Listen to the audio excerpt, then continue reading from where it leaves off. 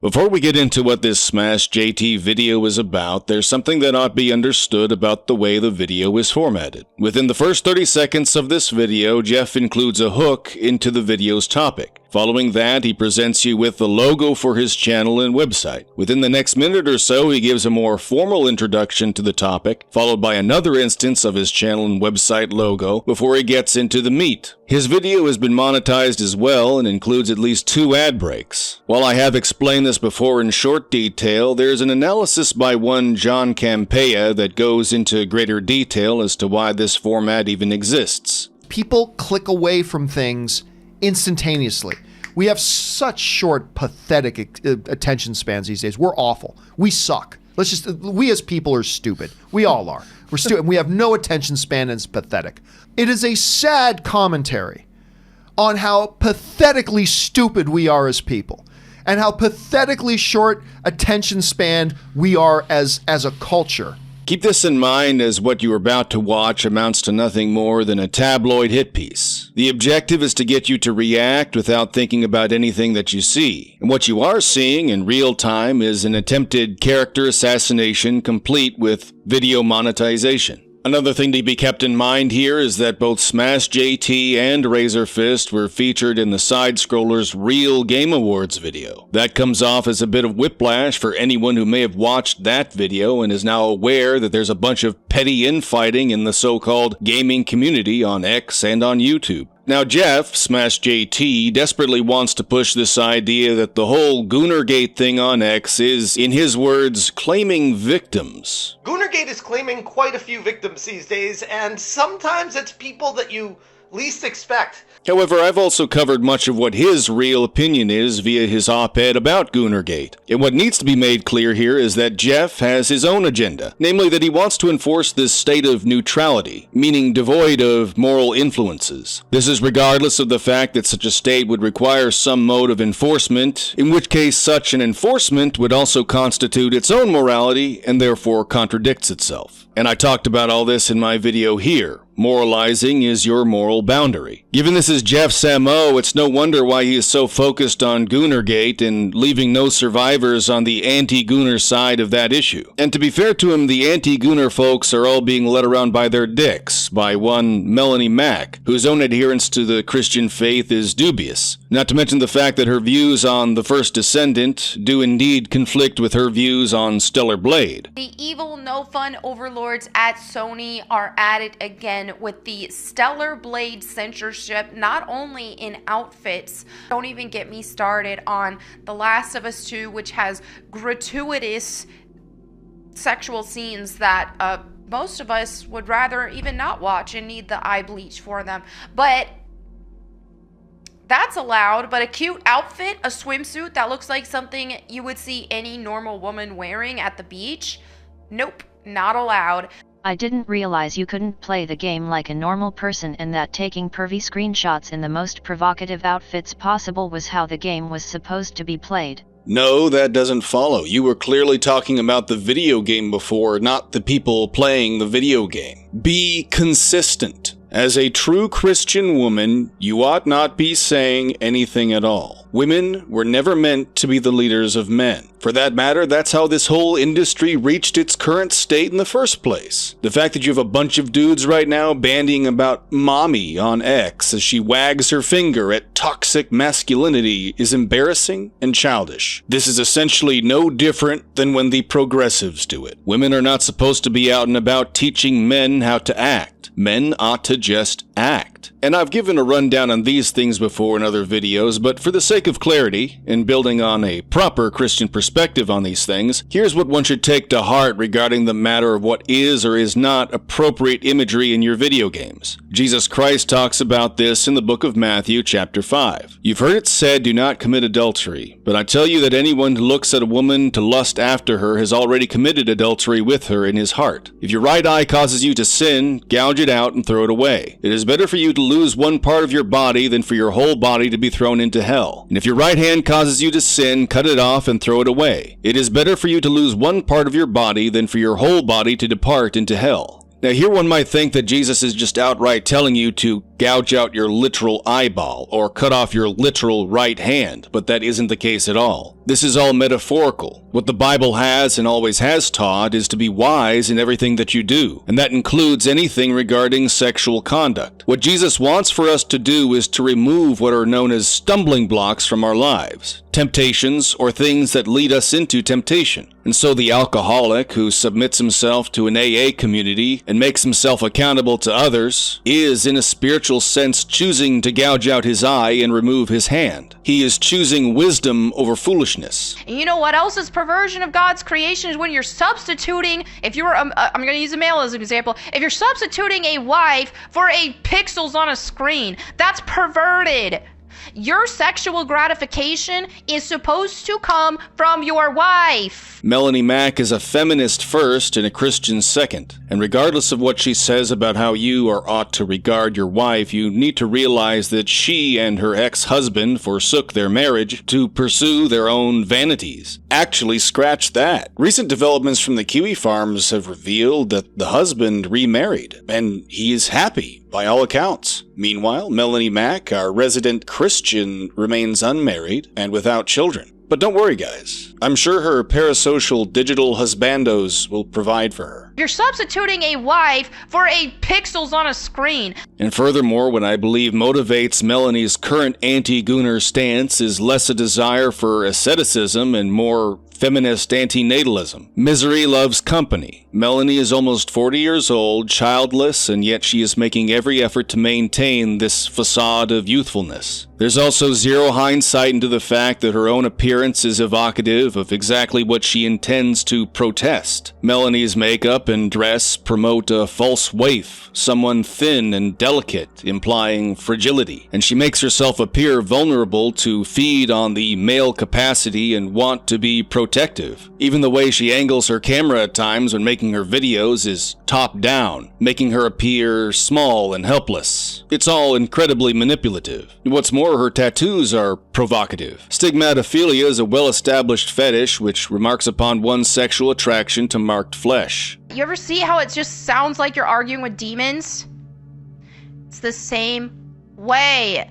These demons have a hold on these people, and they can't be reasoned with because they are so engulfed in their perversion. No, you are the demon. You are a modern-day succubus. You draw men into your corner by playing the victim, and you arraign yourself with false virtue. Why aren't you hiding your tattoos knowing that men could be gooning to your body? Maybe you should drape yourself with a carpet like they do in the Muslim world. But no, Melanie is the epitome of a slop-tube grifter. She is incredibly deceptive. And that's why, regardless of my video here standing as somewhat of a defense of RazörFist, I must nevertheless acknowledge that, Christian or not, people ought not be led around by the whims of a woman, especially one as hysterical and dubious as Melanie Mack. But one should also realize that none of what I say here about Melanie, and none of what anyone else says about her, will ever matter to her, because remember, all of this is psychopolitical. I have said this about axe wounds as well, but the logic is similar. As long as there are people out there who are critical of someone, or whatever they think that someone stands for, well, that will provide that someone with a cushion from reality, because you will have become a dragon, and they will have become the hero that must conquer you. That's also why all these wokesters in the industry who are standing by as their works go up in flames will continue to stand by. They believe that they are in the right. Melanie Mack is no different from them. She is wholly and utterly blinded by her own sense of righteousness, and any word said in any manner, shape, or form will never dissuade her. Okay, I know a lot of you aren't even going to hear what I'm saying, and you're still going to be doing these whataboutisms in my comments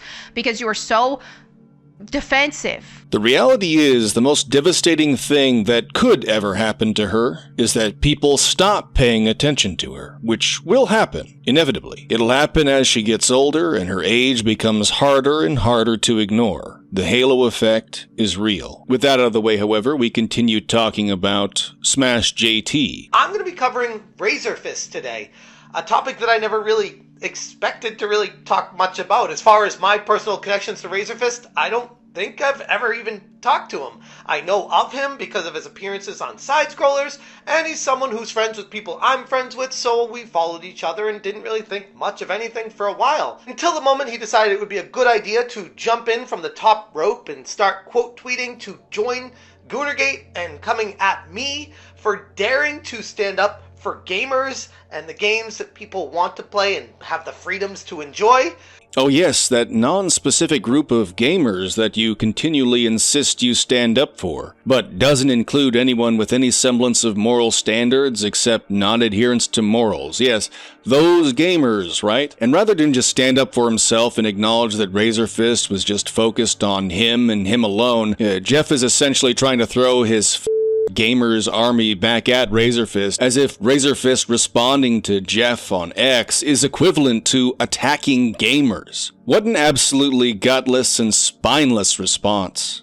It was a bad idea because after that happened, people started diving into the history of RazörFist, wondering, well, it's curious that somebody is seemingly taking the approach that they're holier than thou, when in reality, they have a lot of skeletons hidden in their closet. Let me remind you of what Jeff said in his op-ed about Goonergate. While I morally typically tend to lean into the moral values of religion far more than that of wokeism, I'm by no stretch a very religious person. There is value in it. The problem? Going too far with any ideology historically always seems to end up in the same exact place. Well, Jeff, who are you to say where something does or doesn't go too far? Here I'm uncertain as to why your arbitration is somehow different from anyone else who says otherwise. Please explain to me why your position isn't your own holier-than-thou position against anyone who has a different set of personal preferences. Moreover, if you go to the About section on Jeff's website, he specifically says, I created this website as a way to inform viewers of who and what they should be watching. So again, this holier-than-thou assertion, it's just projection. Jeff admits he wants to be the one calling the shots. Now, it does stand to reason that if you are fighting for a side in an ongoing war, you should believe that your side is morally superior to the other. So say whatever you will about Melanie, about RazörFist, or about any of the silly Billy anti-Gooner orbiters on X. At least they're not cowardly insisting that they sit on the fence, like Smash JT. Yeah, I don't think I'm writing an article on this one because I got a lot of other stuff to do, but I definitely wanted to at least cover this and bring this to you guys. No, you won't write an article on it because all you do here in this video is repeat what you heard on Kino Casino. You didn't do any actual journalism or thoughtful analysis here, and therefore anyone who read that article would immediately understand just how spiteful this all is. Because it's a video format that needs to be seen. Spoiler alert, there isn't much to see here. What got uncovered by Kino Casino? This is not accurate. Kino Casino did not uncover anything. Most of RazörFist's history has been well documented and archived by the Kiwi Farm since 2016, if not farther back than that. And, by the way, Jeff gives no credit to the Kiwi Farms. Now, according to the Kiwi Farms, this RazörFist pornography video was posted as far back as 2011. Now, there's something interesting. Haven't there been certain people within a certain political group whose pastimes include dredging up ancient history and using it to smear other people within the current year? Something about canceling other people? I don't know. I must be misremembering something. You know, it's hard to think straight amidst all this rhetoric continually insisting that there's been some kind of a pendulum swing going on. Because before this point, it was a lot of he said, she said, and where this road goes gets very dark. Oh, it gets really dark, does it? Well, that didn't stop you from monetizing this video. She says, yeah, go to the next slide. Despite me openly talking about my right-wing past, an anonymous account is replying to my friends on IG calling me alt-right. It gets this worse. label. Notice Jeff is completely lacking for any side commentary here, which begs the question, what is the whole point of this video aside from boosting the Kino Casino? And with regard to that, one wonders, does Jeff know about Andy Warski's history? Particularly the fact that Warski Livestreamed Cheese Pizza on February 28th, 2019. But what this goes to prove is that Jeff's video here is just underhanded character assassination. It's cowardly because he is boosting someone else saying something about RazörFist while he gets to sit at the sidelines and just react. I dated a pretty well-known right-leaning asshole, she means RazörFist, from 15 to 20. I will repeat, she dated RazörFist from ages 15 to 20. I then, too, also became a right-leaning asshole. But that asshole ruined my heart and hurt me. She left at 20 and went back to being herself. She wasn't right-wing before him, and she's not right-wing after him. Next slide. Yikes. Wow. Buster, how do you know if any of this stuff is true? What do you mean? How do you know someone didn't just make it up? And that's just a couple of years ago, too. He, by the way, claims that he was going to sue her for defamation. Said lawsuit never occurred. Okay. Never occurred. Oh, well, this just confirms everything. She's obviously telling the truth. As we all know, when a woman accuses a man of doing something to her, you just have to believe her. That's what the Me Too movement taught me. I mean, women never write fan fiction accounts of their trauma and abuse to garner sympathy and to distract from their lack of accountability. Never happened. No, sir. Believe all women. You really think someone would do that? Just go on the internet and tell lies? So that was some of the he said, she said stuff that, sure, you can raise an eyebrow and kind of say, that's a little bit suspicious, that's odd, that's weird. If we are to believe these people, then wow, okay, that's wild. These are allegations. They're very wild allegations, but holy crap, if they're true. No formal accusations have been made. These are all just the ramblings of whomever on the internet, therefore begging the question why they ought to be taken seriously at all. Now, one would think that would get Jeff to pause here, to think to himself, why did this person decide to write fanfiction on Twitter rather than going to the police? That is some serious stuff. And that's the way I was looking at it until I kept watching. And then they showed a video that had been leaked from apparently his ex-girlfriend that was being held captive, in a way, at his house, allegedly. Leaked? Leak implies this was accidental. Also incredibly slimy to assert that this woman was held captive. And I don't care about the fact that you raise the intonation of your voice so as to appear as if you were asking a question, and not purposely trying to lead your audience to that conclusion. And what transpires in this video, it's not for the faint of heart. Yes, but your video is on YouTube and it is monetized. So your commentary is just more sensationalized bullshit. Now we get this video leaking. Whoa. We get this video leaking. So is it because PPP said that the video was leaked that Jeff therefore assumes that is the case? Well, then it's no wonder why Jeff didn't write the article about this. He didn't even develop his own opinion about it. He is just repeating everything he hears from PPP and the Kino Casino and taking all that as confirmation bias for his own vendetta against RazörFist for daring to respond to him on X. What? Eve leaked this video around this time. That's also false. This video was posted mid-2020. And this is Eve fighting with RazörFist. No. In the house, this is their domestic incident. And we have here abusive, Silent Ones doesn't know. A lot of people don't know about this lore, but it's all true. This is all new to me. It's all true, and it gets crazier and crazier. Does anyone know about this? I don't know any about this. The next revelations will blow your mind if you don't know. It's all true. Just trust me, bro.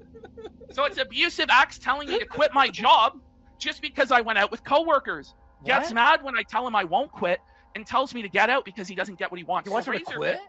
He doesn't want her having a job because he doesn't want her having her own money, her own independence, her own social group that might tell her, hey, isn't it weird that you're dating this 32-year-old fucking weirdo shut-in incel loser online? Okay, so there's a lot of problems with this, and I'm going to unpack it bit by bit. The owner of this phone has written a narrative on top of recording a conversation between her and someone else. Now, the first issue is that we don't see anyone in this video. The second is that the video is being taken mid-conversation, and so we don't know what details led up to it and what context it occurred in. Third issue is the narrative. All the text appearing on the screen has been written in favor of the ex-girlfriend, but PPP takes it all at face value without questioning any of it. Another issue here is that even supposing this is a domestic dispute between RazörFist and his ex, was this all recorded with his knowledge and consent? But note that Jeff and the Kino Casino don't ask that question either.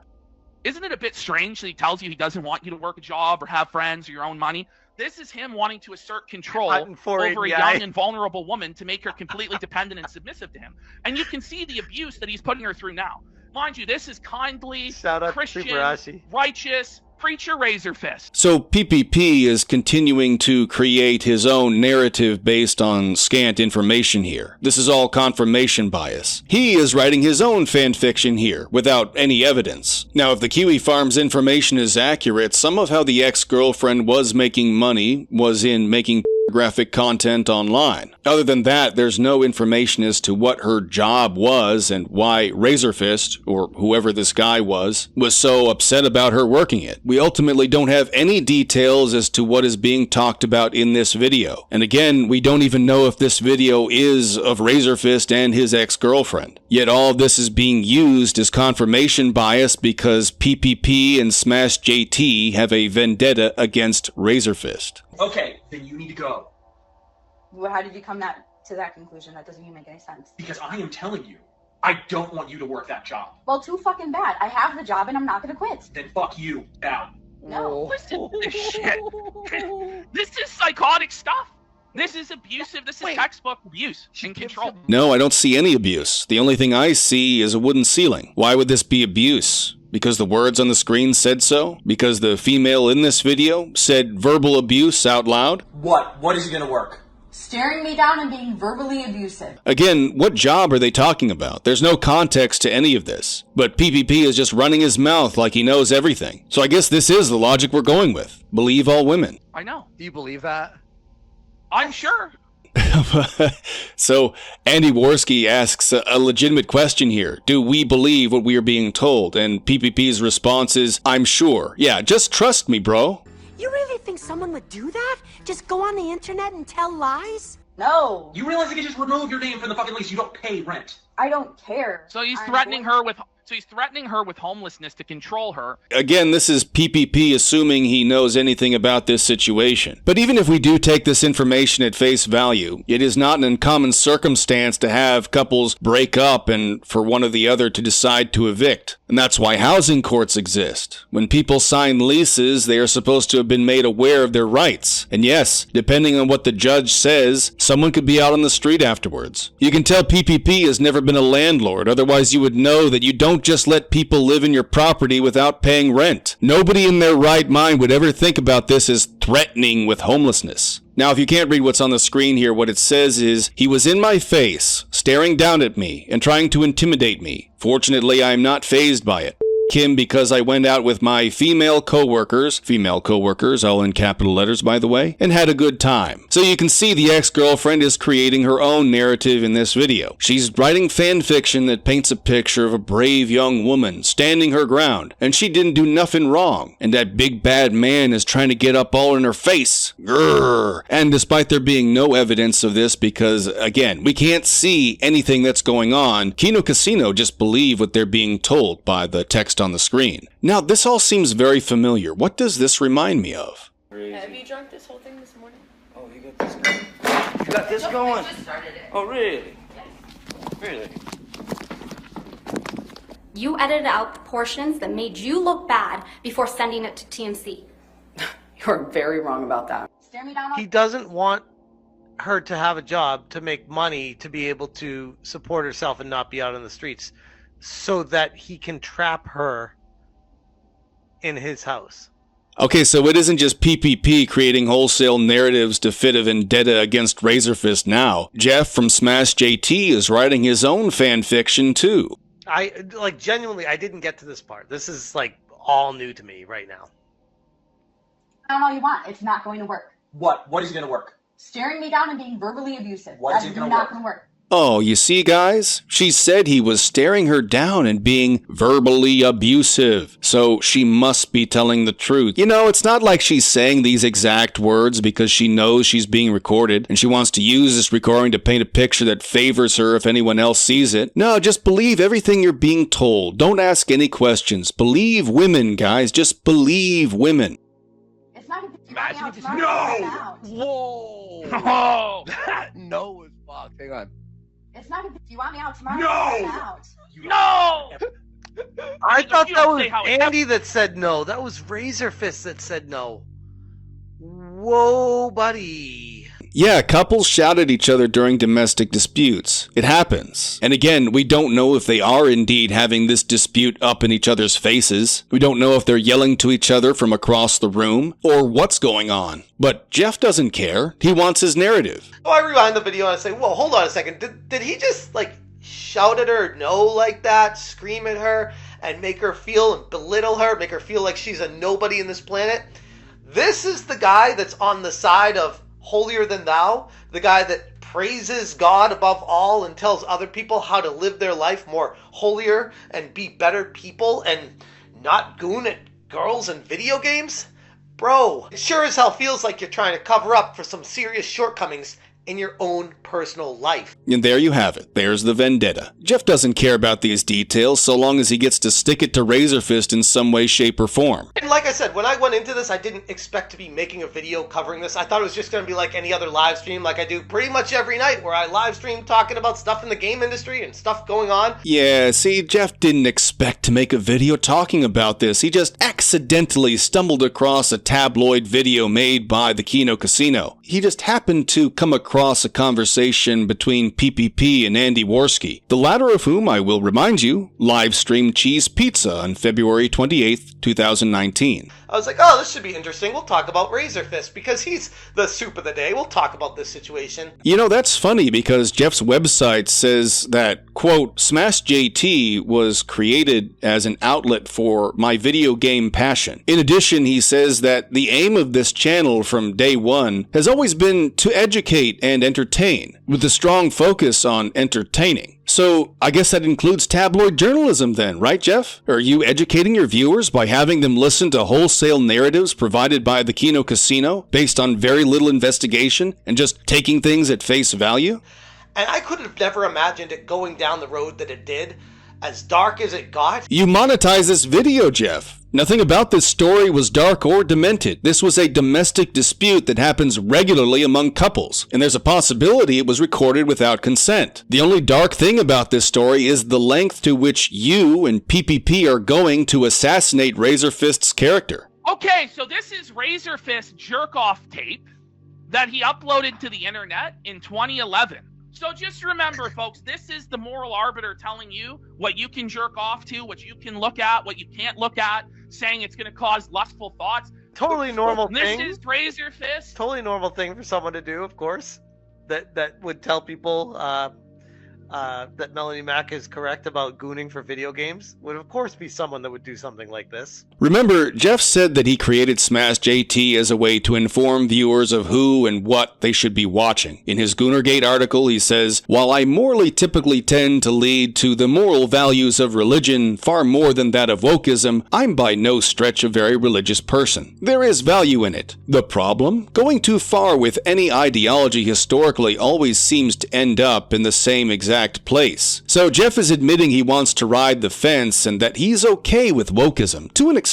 To what extent is too far? He doesn't say. But this attitude is something I talked about in my video, Why Christians Lose Arguments. Jeff's moral compass is guided by his own personal preferences. He projects that by insisting that this is about gamers and whatever, but given the variance of personal preferences among individuals, invoking gamers as his personal army is just unrealistic. The point I'm getting at is that his exposing RazörFist for his hypocrisy only works if one recognizes said behavior as immoral behavior in the first place. So Jeff, by his own admission, just picks and chooses what morals he wants to follow based on his personal preferences. Yet for the sake of character assassination, he will utilize the moral failings of someone else against them, despite his not personally adhering to them in his own life. Maybe the community is going to speak up and say, yeah, this is not the type of person that I want leading anybody or telling people how they should be living their lives. So this is just self-reporting now. This is why Jeff has a vendetta against RazörFist. Because, as stated on his own website, Jeff wants to be the one calling the shots. Not RazörFist, whose YouTube channel has a subscriber count almost 4 times as massive as Smash JT. So in the end, this is all about grift wars. Now, what's also brought up here is whether RazörFist was dating his ex-girlfriend as early as when she was 15 years old. And the problem with that is the only evidence we have is everything that she said online. So again, is the logic here here just to believe all women? And what's funny about her posting all this is that she's more concerned about the fact that she was dating someone of a particular political persuasion, rather than the fact that she was supposedly a teenager at the time. Note also that RazörFist is never named in any one of her posts. But all of these details, or the lack thereof, are never brought up by Kino Casino or Smash JT. This is some pretty serious stuff, some serious allegations. Wow, serious allegations. Did any of this get taken to court? Has anyone pinned RazörFist to the wall on any of this? Because if not, that's an indication to me that this is all just a game. This is all just grift wars. This is all, hey, let me make a tabloid piece on a popular YouTuber for clicks and get my video monetized for the drama being generated by sketchy details. And with all this coming to light, it looks like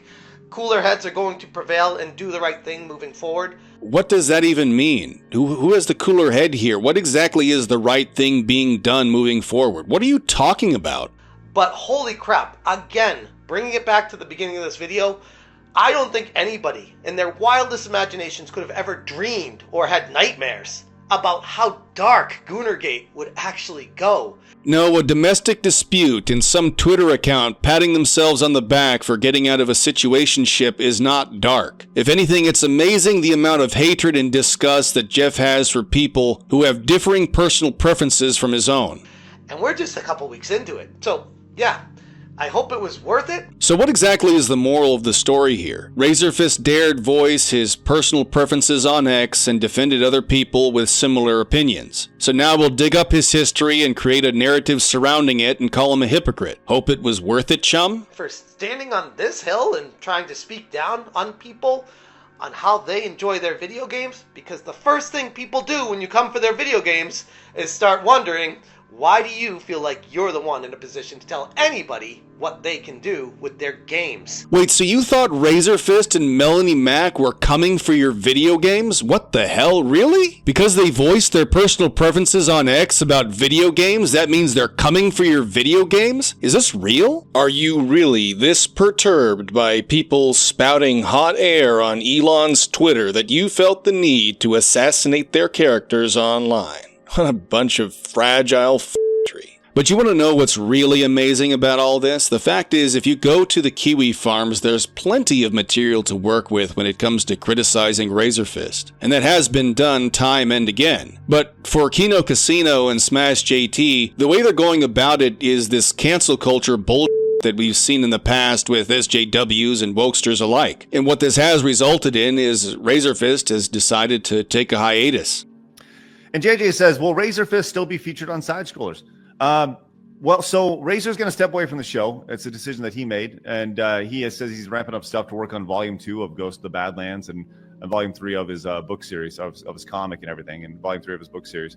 So he's going to step away. And he's been meaning to step away from shows like this, like us. And I guess he's going to step away from F&T and things like that as well. So to focus on his own personal stuff. So Razor made that decision, and we are going to honor it. So, like I said, nobody works on a contract here. Everybody can come and go as they please. So that's what Razor's going to do. He seems to have realized that this stuff looks bad regardless of the veracity of any of it. The truth doesn't matter here. What matters here is that someone popular online has personal preferences that they said were also aligned with Christian values. And that is apparently not to be abided by. And what's funny is I'm not aware of any party looking into this any deeper. Nobody has reached out to Eve about her allegedly being in a relationship with RazörFist as early as when she was 15 years old. Nobody is taking anything to court. And so what all this comes down to is a clear and obvious smear. Now, there's some odd theories being peddled out about goonergate and what it all means. Almighty Lolly, for instance, thinks that there's some kind of corporate thing going on here, and some users on the Kiwi farms feel like RazörFist and Melanie Mac are intentionally making Christians look bad. Ultimately, what I believe is going on is no different than Zoe Quinn having her Depression Quest game boosted by dudes who wanted in on that gamer girl juice. But you don't have to look too deeply into Melanie's Twitter history to find that she was one of many leftoids pushing for parasexual representation in relationships in video games. And despite his own anti-Gooner sentiments expressed on X, John Delarose was also an avid Gooner himself, whose proclivities were wrapped up in My Little Pony and Pokemon. End of the day, I don't believe for a second there's any grand conspiracy going on here. What these people are chameleons. And so they're Christians today, but only because it is financially expedient for them to call themselves Christian and grift off other Christians. Now, this might strike some viewers as harsh, but I believe everyone involved in this story should die.